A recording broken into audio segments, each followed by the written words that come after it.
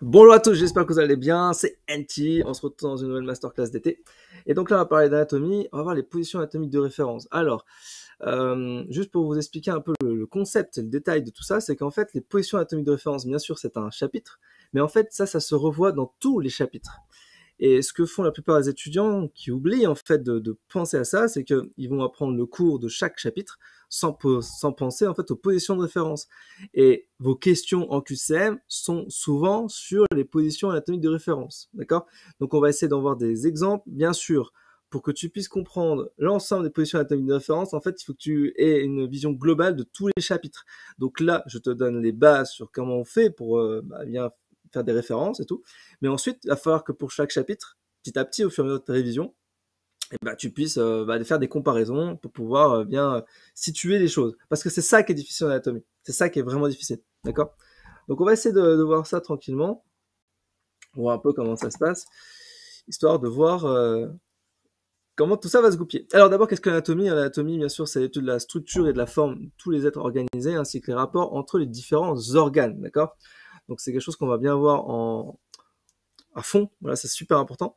Pour ceux qui sont en stage immersion, transition, je vous ai mis une terminologie à connaître qui est hyper puissante. Il y a plus de 1000 flashcards, si je dis pas de bêtises, ouais, beaucoup de définitions. C'est très important de maîtriser ça. Donc je vous ai mis de quoi vous entraîner sur cette partie-là, parce que l'intérêt c'est de quoi? C'est d'avoir tous les mots-clés. Donc la symptopathologie, hein, tous les mots-clés qui vont bien, toutes les pathologies qui vont aussi en relation, et toutes les structures anatomiques. Donc tout ça, je vous ai mis en référent. Donc comme ça, vous pouvez vous entraîner. Ça, c'est hyper important. L'anatomie, ça présente tous les organes. Donc bien sûr, on a le cerveau, on a les poumons, on a le cœur, on a l'estomac, on a les reins, on a le pancréas, on a l'intestin, enfin l'appareil digestif pour être plus simple. On a la thyroïde, on a la partie hépatique, on a bien sûr la vésicule biliaire, la vessie. Bon bref, vous avez vu, il y a plein d'organes. Il y a plein d'organes. Donc vous allez voir normalement en anatomie générale un organe, enfin un chapitre égale un organe, hein, pour faire simple. Ou alors un chapitre égale un appareil, ça va dépendre comment le prof décide de faire le cours. Mais voilà, concrètement, il y a beaucoup de choses à apprendre. Ok, c'est plus d'une quinzaine de chapitres en soi. L'anatomie générale, c'est super intéressant. Pour chaque organe, quand tu veux, par exemple, te spécialiser après pour l'internat et tout, c'est un pavé, un bouquin pour un organe, pour une spécialisation. C'est hyper puissant. Voilà, donc ça va falloir tout maîtriser. C'est pas forcément facile, mais c'est très passionnant, surtout si tu veux faire médecine, quoi. Ça, c'est clair. Alors maintenant, on va voir la position anatomique de référence. Alors les critères sont assez simples. Maintenant, il faut vraiment pas se tromper avec QCM. Il y a beaucoup d'items où vous faites encore avoir, donc il faut vraiment s'entraîner là-dessus. Le sujet est en position debout, d'accord, face à l'observateur. Ok, debout face à l'observateur. Les membres inférieurs sont joints et l'axe du pied, il fait un angle de 80 degrés avec la jambe, d'accord. Le regard est à l'horizontale, ce qu'on appelle le plan de Francfort, et les bras sont pendants le long du corps. D'accord. Et enfin, pour finir, les avant-bras et les mains sont en supination. On verra un peu les différents termes. C'est-à-dire, on a les mains ouvertes, la paume vers l'avant, le pouce en direction latérale et les autres doigts pointant vers le bas. Je vais y arriver. Donc, en gros, ça donne ça. Hein. Ça donne ça la position anatomique de référence. Voilà. Donc là, on a une vue de face, puis une vue de profil. Donc voilà, on voit bien effectivement toutes les références que je viens de dire. Bien sûr, révisez bien ça, c'est important. On verra la notion de supérieur, la notion d'inférieur, la notion de proximale, la notion de distale, la notion de latérale, la notion de médiale. La difficulté, en fait, c'est quoi? C'est que on peut comparer par rapport à des structures très distantes. Par exemple, la tête est en haut par rapport au pied qui est en bas. Mais aussi, on peut regarder de façon très locale. Euh, je sais pas moi, par exemple, les cils, les sourcils sont au-dessus par rapport aux yeux, d'accord? Il est c'est très pas à distance, c'est très proche, tu vois. Donc c'est ça qu'il faut bien comprendre, c'est que on peut faire vraiment de façon très à distance, soit très proche. Et ça peut amener à beaucoup de pièges de QCM, donc faut vraiment pas se faire avoir. Hein. Alors l'idée c'est d'aller voir quelques exemples, comme ça tu vas pouvoir comprendre l'idée. Donc par exemple, si je prends le terme supérieur, qui veut dire donc vers le haut hein, d'une structure, par exemple on va prendre la tête. La tête est supérieure par rapport au pied, d'accord. Si je prends inférieur, donc vers le bas d'une structure, on a les pieds qui sont inférieurs par rapport à la tête. Voilà, c'est tout à fait logique. Ensuite, on a le côté antérieur. Antérieur, c'est vers le devant, d'accord, vers l'avant d'une structure. Donc, par exemple, le sternum, d'accord. Donc, On a le sternum ici avec le manubrium sternal, voilà, puis après les côtes qui se mettent en place. Et du coup, il est antérieur par rapport à la colonne vertébrale qui, elle, est en arrière, du coup. Okay. Et puis si je prends le côté postérieur, donc c'est en arrière, le cœur, par exemple, il est postérieur par rapport au sternum. Bah oui, parce que le sternum, toute la partie des sternum et des côtes permet de protéger le cœur. Donc forcément, le cœur est derrière, il est postérieur, d'accord. On a aussi médian, médial. Donc ça, c'est quand c'est proche d'un axe qui est vertical d'une structure. Par exemple, les yeux sont médiaux par rapport aux oreilles, d'accord. Donc on va parfois s'entraîner avec beaucoup de trucs comme ça. Hein. Latéral, donc c'est éloigné de l'axe vertical d'une structure. Donc par exemple, les yeux sont latéraux par rapport au nez. Donc c'est tout à fait logique. On a aussi intermédiaire, moyen. Par exemple, on a une structure médiane par rapport à une structure latérale. La clavicule est intermédiaire par rapport au sternum et à l'épaule. Aussi les phalanges. Les phalanges, on a une phalange proximale, distale et puis une phalange intermédiaire. Voilà. Donc toutes les structures-là, il faut bien savoir les positionner. Pas forcément si simple, hein, je vous l'accorde, hein, mais il faut savoir positionner pas mal de choses. On a aussi distal. Donc distal, c'est éloigné de l'origine par rapport à un point d'attache. Donc par exemple, le genou est distal par rapport à la cuisse. Voilà. On pourrait voir la même chose avec le coude, hein, et du coup notre épaule. Tout ce qui est superficiel, donc par exemple là c'est près d'une structure, par exemple la peau. Hein. La peau c'est superficiel par rapport aux muscles. Tout ce qui est profond, notamment les os c'est profond par rapport à la peau. Voilà. Donc en fait, il faut vraiment s'entraîner de façon à ce que tu puisses vraiment avoir tout ça en tête. Alors, j'ai fait une playlist anatomie avec pas mal de choses déjà, donc n'hésite pas à bien sûr regarder la playlist anatomie, je te le mets en ressources. Ce qu'il faut bien comprendre, c'est que une fois que tu as appris les positions anatomiques de référence, qui est un peu les structures, les bases et tout, bah, l'idée c'est d'aller s'entraîner avec les différents chapitres. Ça c'est le plus important, d'accord. Aussi un truc qu'on me pose souvent comme question, c'est bah finalement comment je vais apprendre ça. Est-ce que je vais apprendre ça avec une application, avec des livres? Tout ça, c'est vrai que c'est compliqué. Alors pour la première année, je vous déconseille d'acheter des livres.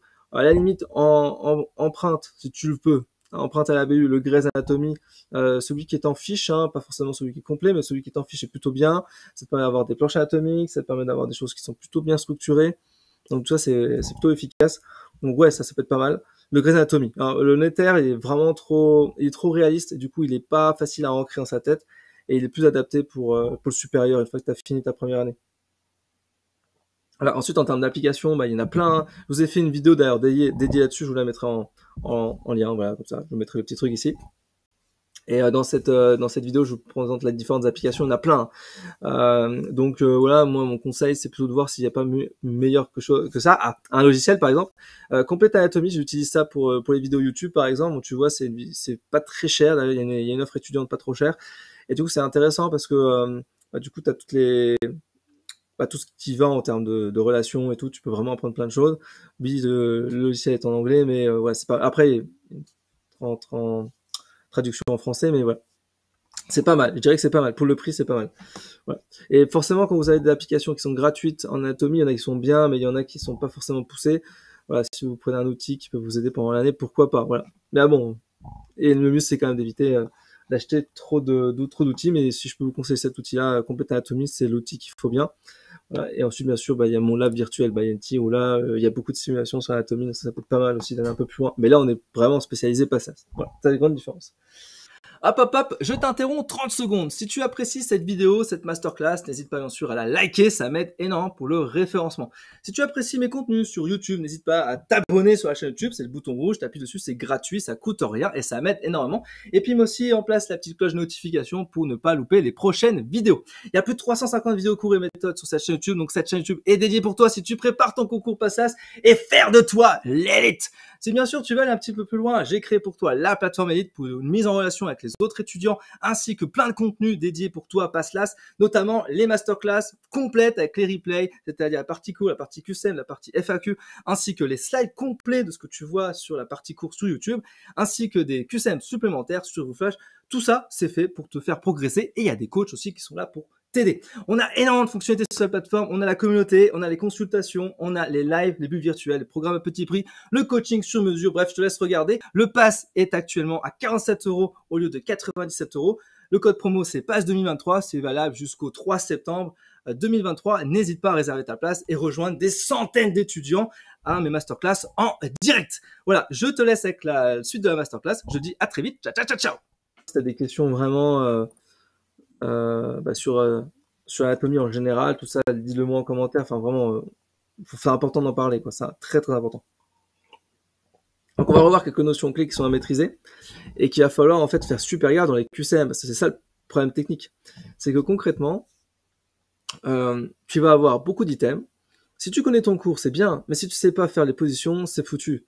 Et les 3/4 des QCM sont uniquement sur les positions anatomiques. Ça paraît un peu insidieux, c'est un truc qu'on voit pas forcément quand on s'entraîne, mais en fait, si tu t'entraînes tous les jours, parce que c'est tous les jours qu'il faut s'entraîner en anatomie jusqu'au concours, hein, t'entraînes tous les jours 5 minutes sur des positions anatomiques, tu deviendras une bête, et du coup, tu seras au taquet, d'accord? Donc, mon conseil, c'est ça, c'est vraiment, c'est tous les jours un petit peu d'entraînement, 5 minutes, ok? Alors, en fait, c'est pas compliqué, hein. Pour chaque chapitre et pour chaque matière de toutes les matières de PASSLAS, c'est 5 minutes par chapitre et par matière, ok? Et tu découpes ça sur toute la journée. Voilà. C'est plus efficace que de travailler 1 heure ou 2 heures sur un cours one shot comme ça chaque fois, ok? Voilà. Court et efficace dans l'urgence. Donc concrètement, la partie la plus proche de l'axe du corps, on dit médial, la plus loin c'est latéral. On a aussi cranial, caudal, ça c'est pour la description liée au rachis. On a proximal, distal, ça c'est plutôt lié par rapport à un membre. Et on a médiane, c'est par rapport à l'axe du corps.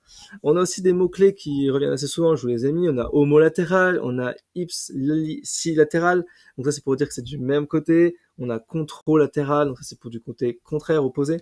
Et on a différents préfixes qui arrivent assez souvent, donc je préfère vous les mettre quand même quelques-uns. Il y en a plein d'autres, mais j'en ai mis quelques-uns, ça peut déjà pas mal. On a tout ce qui est supra, donc je peux dire que c'est en sus, donc c'est-à-dire par exemple muscle supra-épineux. On a infra, pour muscle infra-épineux. On a sub, hein, pour dire que c'est en dessous, donc c'est subclavière, subscapulaire par exemple. Et on a les termes composés, donc inféromédial, etc. Okay, et donc voilà un peu toutes les petits termes qu'il faut retenir. Je sais que c'est pas forcément si simple, mais voilà, c'est quelque chose qu'il va falloir maîtriser dans le temps. Une fois qu'on a ça en tête, il faut que tu comprennes les différents types de plans et de coupes anatomiques. D'accord? Donc ça va être super important de bien maîtriser cela. Pour les étudiants qui ont fait le stage transition, ils avaient un défi à faire, c'est du coup, je vais pas le faire là parce que c'est pas le but du jeu, mais voilà, je parlais avec une diapositive comme ça où il y a rien comme contenu, et les étudiants devaient s'amuser en fait à retranscrire les éléments comme si un prof d'anatomie en université allait le faire. Et c'est important de le faire. C'est important de faire cet effort-là, puisque vous allez avoir des profs à la fac qui soit vont tout vous donner en diapo, ils vont rien dire dans les diapositives d'intéressant, et il y a tout dedans, donc vous n'avez quasiment pas besoin d'aller en cours. Par contre, il y a des profs qui vont vous mettre une diapositive toute pourrie comme celle-ci, là, et qui ensuite vont vous bombarder. Ils vont vous bombarder de ouf avec plein d'infos, donc vous n'aurez pas encore conscience de tout ça. Et là, ça devient vraiment difficile. Donc là, l'idée, c'est que je vous présente quelques éléments clés, comme ça, et puis si vous arrivez à le retenir et vous arrivez à retranscrire ce que je vais raconter, ce serait vachement bien. Voilà. Alors, je vais pas le faire en mode prof, mais c'est pas le but du jeu. L'idée, c'est que je vous montre quelques notions. Alors, je vais juste revoir le cours parce que j'ai pas pensé à apprendre ça tout de suite. Il y a quelques notions, voilà, que je voudrais pas dire de bêtises. Du coup, on est sur cette partie-là. Voilà, les plans et les coupes. Voilà. Alors moi, je préfère aller voir la partie là, ça m'intéresse plus. Moi, je préfère travailler sur les mouvements, je trouve que c'est plus intéressant. Donc en fait, on a les plans et les coupes. Alors, plans et coupes, vous pouvez pour l'instant, dans votre tête, dire que c'est à peu près la même chose, d'accord? Bien sûr, vous avez une coupe sagittale qui coupe en deux la personne en moitié, coupe en deux, d'accord? Voilà, comme ça. Et puis on a le plan frontal qui pareil, mais comme ça, ok? De l'autre côté. Et on a transverse qui coupe la personne comme ça en morceaux. Alors ça, c'est bien pour les IRM, par exemple. Pour les IRM, on fait une coupe transverse, d'accord, de chaque partie du corps, et ensuite on assemble tout ça, ça nous fait une image complète. Ça, c'est un truc intéressant. Dans le plan frontal qui est ici, ce qu'on appelle aussi coronal, d'accord. Donc c'est parallèle au front, hein. C'est le truc qu'il faut bien comprendre, c'est des mots-clés que je vais vous dire là, c'est des trucs de QCM. Okay, le plan frontal est donc parallèle au front, d'accord. Et les mouvements qui vont être associés par rapport à ça, ça va être l'abduction, donc ABD, hein, abduction, donc ça c'est pour écarter le membre du corps, et on a adduction, ADD, d'accord. Adduction, on approche le membre du corps, d'accord. Ok, donc abduction, adduction. Une fois qu'on a ça en tête, on va avoir ensuite le plan sagittal. Le plan sagittal, il coupe en deux, d'accord. Alors là, le problème du plan sagittal, c'est qu'en fait, on peut le découper en 1000 morceaux si on a envie.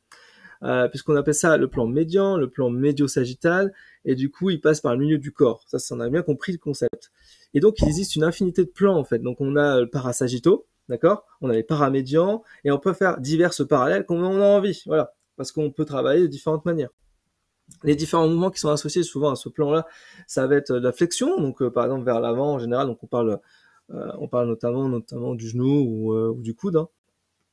Voilà, parce qu'on a les deux segments osseux qui se rapprochent, et puis l'inverse, c'est l'extension. L'extension, bien sûr, c'est vers l'arrière, c'est deux segments osseux qui, du coup, s'éloignent. Voilà. Ça, c'est quand on parle du plan sagittal. Et puis, le dernier plan, c'est le plan transversal. Donc là, il est plutôt axial, d'accord. Et en fait, il est horizontal chez le sujet qui est debout. Et du coup, ce qu'il faut bien comprendre, c'est que par convention, on va le reprendre toujours vers l'inférieur. C'est pour ça que dans une IRM, en fait, on commence toujours par le bas vers le haut. Voilà. Quand tu regardes une radiographie, en fait, c'est du bas vers le haut, jamais l'inverse, d'accord. Voilà. Et puis du coup, les rotations associées, ça va être latérale et médiale. Voilà. Pour faire simple, hein, sur cette partie-là. Bien sûr, l'idée c'était de retranscrire tout ce que je viens de raconter. Voilà. C'était un peu l'objet du défi de stage transition que les étudiants ont pu faire. Ils ont tous joué le jeu, donc ça c'est plutôt cool. En général, vous êtes motivés hein, sur cette partie-là. Pour finir sur cette partie-là, sur l'anatomie, position anatomique de référence, je voulais vous montrer aussi les planches anatomiques. Donc, il existe plusieurs moyens d'accéder aux planches anatomiques. Je vous mettrai d'ailleurs le lien du site internet si ça vous intéresse pour les procurer. Moi, j'ai un partenariat avec l'entreprise qui fait ça, et du coup, tous les étudiants qui sont dans stage transition ont accès au poster 4K directement téléchargeable. Donc, du coup, ils peuvent aller dans les précisions de chaque planche anatomique. Donc, ça, c'est plutôt cool, et ça permet quand même de progresser, d'aller très loin. Donc, si vous souhaitez par exemple vous en procurer, vous avez cet internet. Par contre, les posters, c'est pas à donner, hein. Si tu dépenses, je sais pas moi, 20, 15 ou 30 euros même par poster, t'en as 30 ou 40, ça te fait un sacré budget. Donc c'est pas forcément ce que je te conseille de faire. Si tu peux les avoir juste en téléchargement gratuit, tu vas avoir quelques images, ça suffit déjà bien. Et après, tu les imprimes en format A1, A2, en divisant différentes feuilles A4 en morceaux. Voilà. C'est un peu l'idée. Ok.